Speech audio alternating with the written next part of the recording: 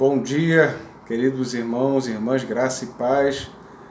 Esse é um vídeo gravado especialmente para a Escola Dominical, lição 16. Nós estamos trabalhando aqui na Igreja Metodista do Jardim Oceânico.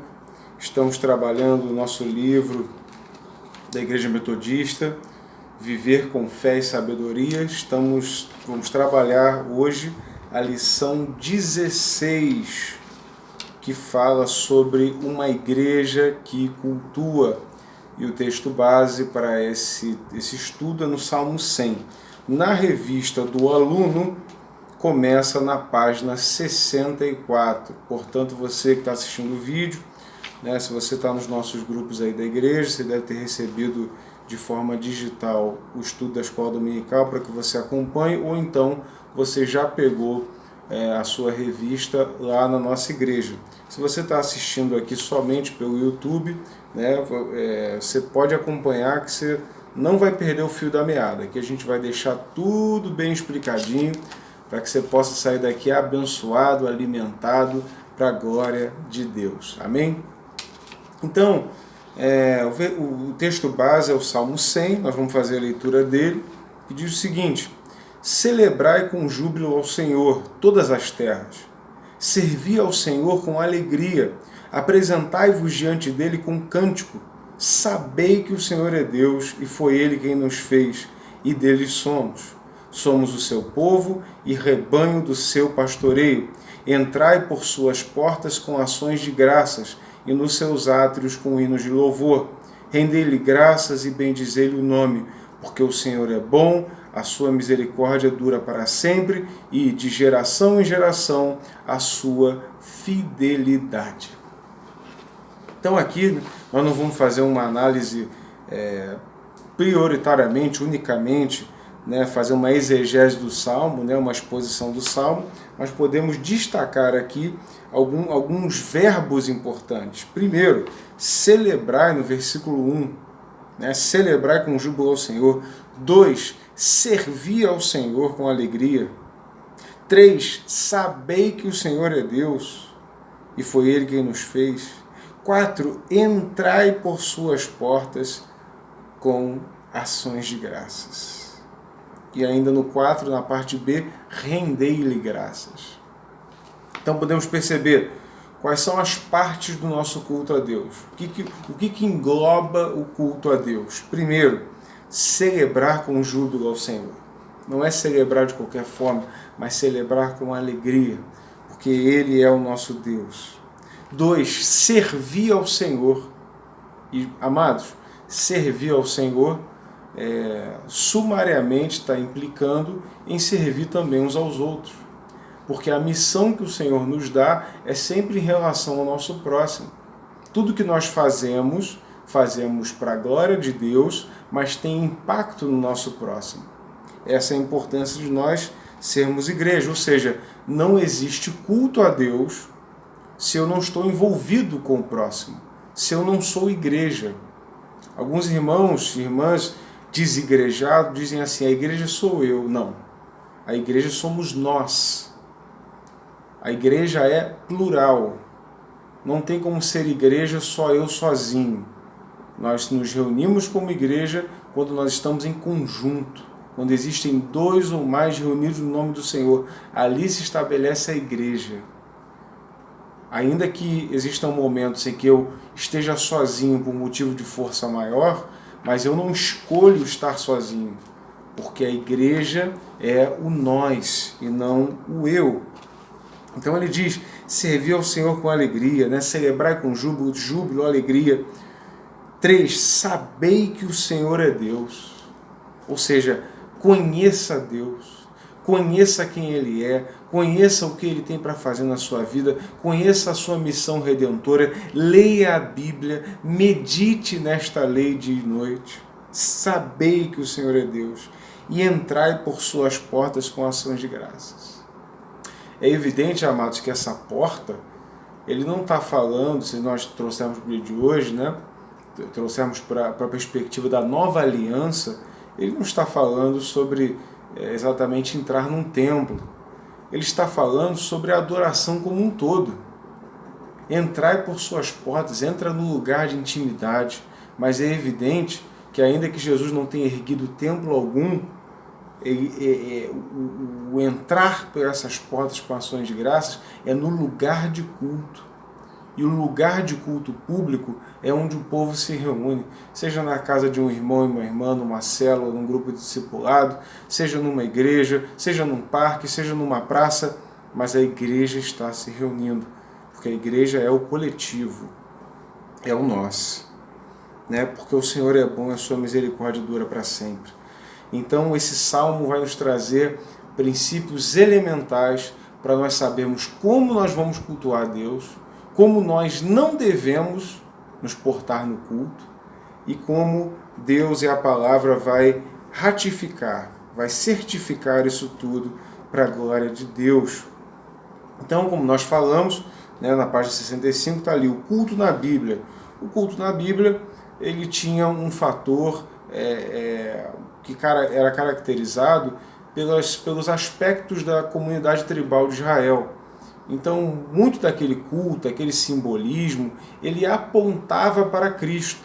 Uma carta muito boa que traz detalhes desse entendimento é a carta aos Hebreus.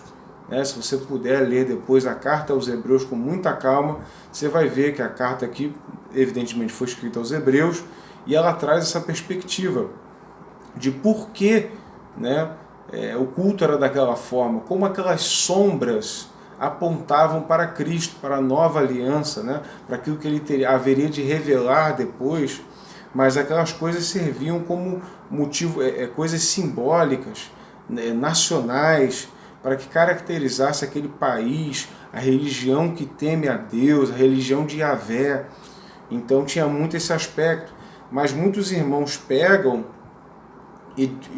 ou eles ainda tentam replicar aquele culto, que nós chamamos dos judaizantes, Eles tentam replicar o culto do Antigo Testamento, ainda que Jesus tenha vindo e tenha aperfeiçoado tudo aquilo, e as sombras não estejam valendo mais, que eram as sombras do Antigo Testamento.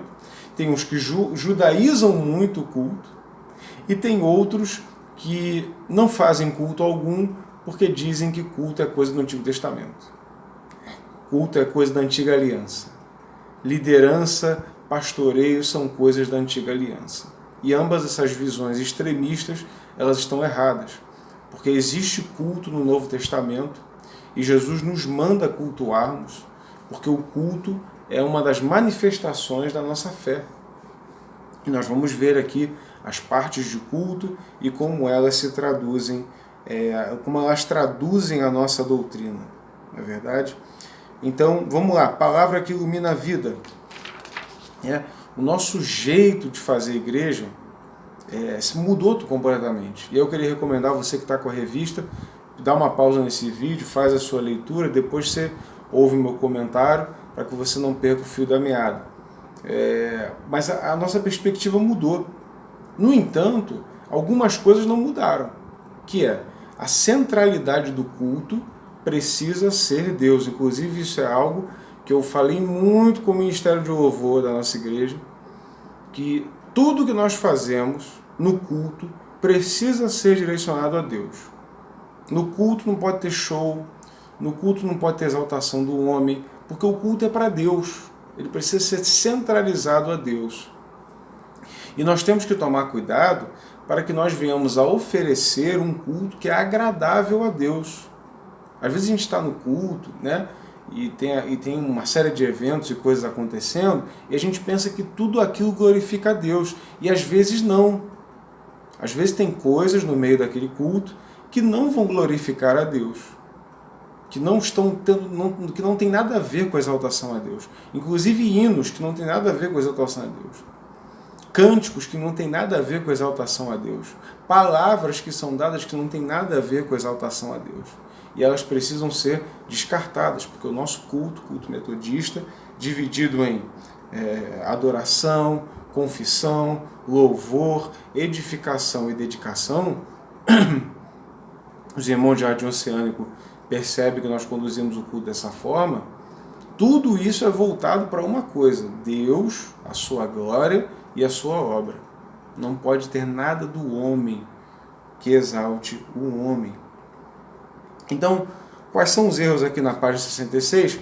Quais são os erros que o povo comete e que a gente tem que tomar cuidado para não cometer no que diz respeito ao culto?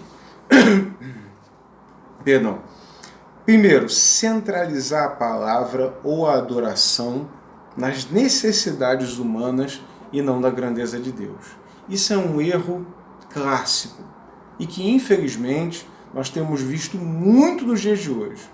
Que a pessoa pega e ela centraliza o culto na necessidade humana.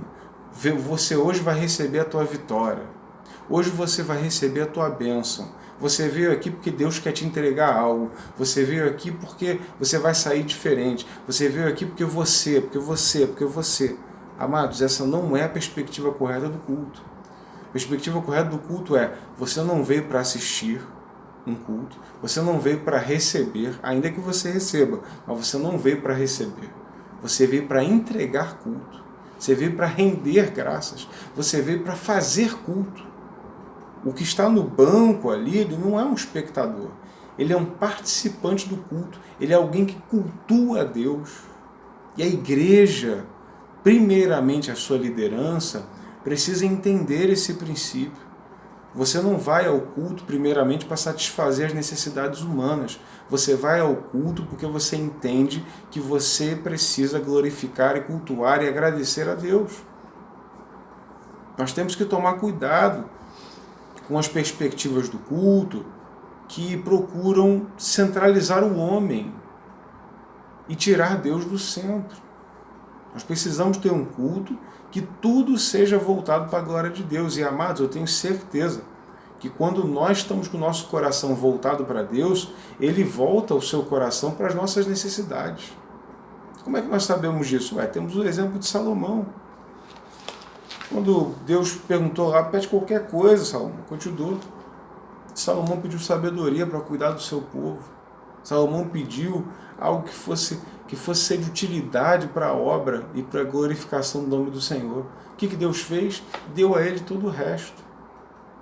Não é que nós vamos servir a Deus, e porque nós estamos servindo a Deus, que nós temos o direito de pressionar Deus para que Ele, como se fosse uma barganha, nos dê tudo também que a gente precisa. Não é essa a troca. Mas a nossa prosperidade, que Deus nos promete, que nunca iria nos abandonar, jamais iria nos deixar, conhece as nossas necessidades, sabe do que a gente precisa. Ele diz: só busca o reino de Deus em primeiro lugar e a sua justiça. E estas coisas, o que você precisa comer, beber, vestir, será acrescentado. Busca primeiro o reino de Deus. Ou seja, quando você estiver no culto, que sua primeira intenção, que a sua primeiro impulso, primeira motivação seja: eu preciso glorificar o nome desse Deus, eu preciso exaltar esse Deus. Porque a exaltação do homem, amados, a gente já vê em tudo quanto é lugar. O mundo está repleto de exaltação do homem. As redes sociais estão repletas de exaltação do homem. Tudo é vaidade, é personalidades, é influencers. E é hora, quando a gente vai adorar a Deus, da gente tirar o homem do centro e colocar o Senhor no seu trono. No nosso coração, que somente Ele seja o dono.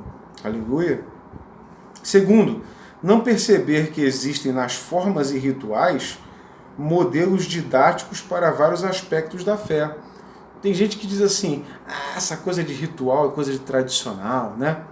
Essa coisa de você ler ritual e você ter métodos, não, isso já está ultrapassado, tem que ser uma igreja mais livre. Amados, um homem que não conhece a sua história está fadado a repeti-la, já dizia Edmund Burke. Por quê? Porque quando nós não conhecemos a nossa história, quando nós não conhecemos nossas tradições, se nós não sabemos de onde nós viemos, nós não vamos saber onde nós temos que chegar. Precisamos sim preservar os rituais, precisamos sim preservar a nossa tradição, senão nós não temos base, nós não temos ponto de partida. Mas meu ponto de partida é amor a Jesus. Se você ama Jesus, você vai estar preocupado com as pessoas que vieram antes de você, os pais da igreja, os patriarcas, os apóstolos que escreveram doutrina para nós e que essa doutrina foi preservada ao longo dos séculos para que nós venhamos a levá-la em conta. Não quer dizer que ela é imutável, não quer dizer que ela vai ser sempre assim. Mas existem aspectos na nossa tradição que nos ajudam a preservar princípios importantes. E a nossa forma de culto, a nossa forma de conduzir é uma forma didática. Primeiro você se coloca diante de adoração. E quando você adora, você percebe as suas falhas, seus pecados. Então você entra na confissão. E depois de se confessar, você experimentar o perdão de Deus, você então louva, que é o momento do louvor. E após o louvar, você quer ouvir o que ele tem a dizer. E vem o momento da edificação, o momento da palavra. E após o momento da palavra, nós temos o momento da dedicação. Que é o quê? Já que eu recebi tanto de Deus, eu vou dedicar a Ele um pouco de tudo que Ele tem me dado. O culto, ele é extremamente didático nesse sentido, amados. E nós precisamos preservar essa didática do culto. Não podemos pensar em tirar as coisas e os elementos que existem no culto só por tirar, só porque a gente quer modernizar. Mas a gente tem que sempre pensar que é uma forma de nós ensinarmos o povo a ele andar e se manter no caminho. E terceiro e último, desvalorizar completamente o valor da tradição e seu aspecto identitário. Então, veja, como nós falamos anteriormente, quando a gente flexibiliza muito a coisa, quando a gente torce muito a coisa, a gente perde o rumo, a gente perde a identidade. Quantos de vocês já não ouviram, né, alguma coisa falando sobre isso? Igrejas perdendo sua identidade. Por quê? Porque esqueceram das suas tradições, esqueceram de onde vieram, esqueceram de lembrar daqueles que os precederam. Se nós não lembrarmos daqueles que vieram antes de nós não vamos saber por que nós estamos onde nós estamos e onde nós queremos chegar. Nós vamos perder o rumo. Então tomemos cuidado para que a gente venha não ser religiosos, ritualísticos, porque a fé cristã não se baseia em ritual, mas os rituais, a tradição, ela nos ajuda a nos lembrar. Se nós observarmos as festas judaicas, todos os ritos que Deus constituiu tinham um sentido de memorial. E qual é o memorial que Jesus nos mandou preservar de todos esses elementos judaicos? A ceia do Senhor. Ele diz: todas as vezes que vos reunides para comer e beber, lembrem de mim. Anunciai a minha morte até que eu venha. Anunciai que eu morri e ressuscitei, mas que eu ressuscitei ao terceiro dia e eu vou voltar para buscar a igreja. Jesus mesmo estabeleceu um memorial. Porque existem coisas, amados, que precisam ser lembradas. Ainda que a nossa sociedade tente dizer que o que está no passado não importa mais, nós como cristãos sabemos que o que está no passado importa muito. É a história da nossa igreja e nós precisamos dar conta dela e não só conhecê-la, mas também preservar essa história viva dentro dos nossos corações e através de nós. A conclusão que nós chegamos é que nós precisamos aprender a cultuar. E talvez você que está me assistindo, talvez voltar a cultuar, né? Permanecer no culto e entender, amados, que por mais que as coisas não estejam da forma como nós queremos, nós não temos o direito de exigir nada a Deus no culto. Podemos pedir, Deus atende às orações, mas o foco de nós estarmos lá nos domingos, nos cultos de semana, seja onde for, não é esse. O foco não é receber, o foco é entregar. E ainda quando eu recebo uma palavra, o foco de eu receber a palavra não é simplesmente eu receber e guardar para mim. É receber essa palavra para que essa palavra gere fruto em mim e eu possa ainda mais glorificar o nome do Senhor. Que esse estudo da escola dominical toque no seu coração, que ele possa te abençoar, possa falar contigo. Tenha essa leitura do Salmo 100 e que Deus possa te abençoar nessa semana, né? Você que está assistindo isso no domingo, dia 31 de janeiro. Daqui a pouco vai ter o culto às 10h30. Fique ligado, participe do culto, cultue a Deus. Não seja um mero espectador do culto.